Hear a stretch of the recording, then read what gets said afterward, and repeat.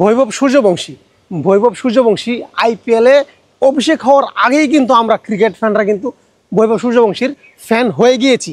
কিন্তু এই বৈভব সূর্যবংশী কি পরবর্তী সচিন টেন্ডুলকার হবে নাকি প্রীতিশ শো হবে? প্রীতিশকে তো চিনতে পারছেন, মানে ফিটনেস ড্যাম। প্রীতিশ হবে নাকি সচিন টেন্ডুলকার হবে? আপনার বৈভব সূর্যবংশীর ফিটনেস কিন্তু আপনি দেখেন ভালো না।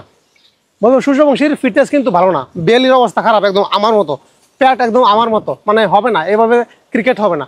ক্রিকেট যদি আপনি খেলতে চান আপনার অবশ্যই ফিটনেস ভালো রাখতেই হবে।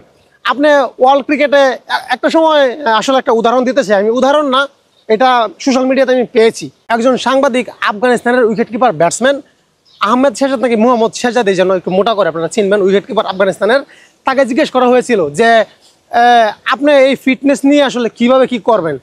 বলে যে কেন, আমার ফিটনেসের সমস্যা কি? ফিটনেসের সমস্যা কি? বিরাট কোহলি যত বড় ছয় মারে আমিও সেম তত বড় ছয় মারতে পারি, তো আমার শরীর মোটা, হ্যাঁ, এটা আসলে কোনো ব্যাপার না। এটা কিন্তু একসময় তিনি বলছে, এবং আমরা কিন্তু এটাও জানি কয়েক বছর পরেই এই মোহাম্মদ শেহজাদকে নাকি আহমদ শেহজাদ ওনাকে বলতেছে যে টি10-এ তো প্রচুর করতে হয়, আপনি কি এটার সাথে পারবেন? বলতেছে না ভাই, আমার এই শরীর দিয়ে হবে না, ফিটনেস ভালো করতে হবে। মানে উনি একটা সময় বলছে ফিটনেস দিয়ে ক্রিকেট হবে না, আবার উনি একটা সময় বলছে যে না, এই ফিটনেস দিয়ে ক্রিকেট হবে।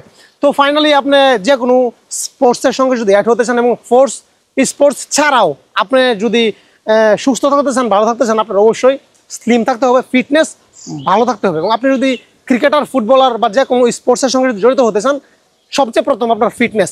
এই ক্রিকেটে যত ফিটনেসবিহীন ক্রিকেটার আছে সবার অবস্থায় কিন্তু আপনি দেখবেন দফা রফা একটা সময় হয়তো বা কিছুদিন ভালো খেলে, তারপর কিন্তু ভালো খেলতে পারবে না। আপনার ওয়েস্ট ইন্ডিজের রাকিম কর্নেল কত ভালো ব্যাটসম্যান, কিন্তু রান নিতে পারে না, এই সেই। তবে আমি এরকম আছে, ক্রিস গেলের কথা আপনি বলতে পারেন যে ক্রিস গেলের ফিটনেস তেমন একটা ভালো ছিল না, সে তার কেরিয়ার, সে একজন কিংবদন্তি। এটা হয়ে যায়, এটা 1%, 2% 100-এর মধ্যে, এবং 1%, 2%-এর মধ্যে ক্রিস গেল পড়ে গেছে। তো ফিটনেস অবশ্যই ভালো থাকতে হবে। আসলে মূল কথা হচ্ছে বৈভব সূর্যবংশীকে নিয়ে, বৈভব সূর্যবংশী কিন্তু ফিটনেস কিন্তু ভালো না। বৈভব যদি ক্রিকেটে স্থায়ী হতে চায়, যদি বিরাট কোহলির মতো লম্বা ক্যারিয়ার করতে চায়, সচিন টেন্ডুলকারের মতো, তাহলে অবশ্যই বৈভব সূর্যবংশীর ফিটনেস নিয়ে কাজ করতে হবে। ধন্যবাদ।